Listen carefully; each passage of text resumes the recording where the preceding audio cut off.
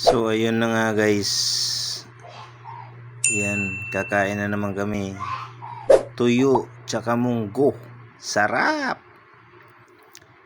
Pang minimum wager lang talaga yung ulam. Yan, kumakain na kami. Yan pala yung dati kong kasama sa trabaho. Pero close nga kami, kaya yun, nagkatipon-tipon. At meron pa sa gilid, dalawang bilog.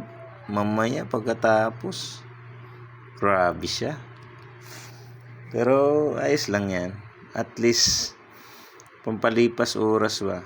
Habang day off, yun. Mag-inom-inom din kahit minsan lang.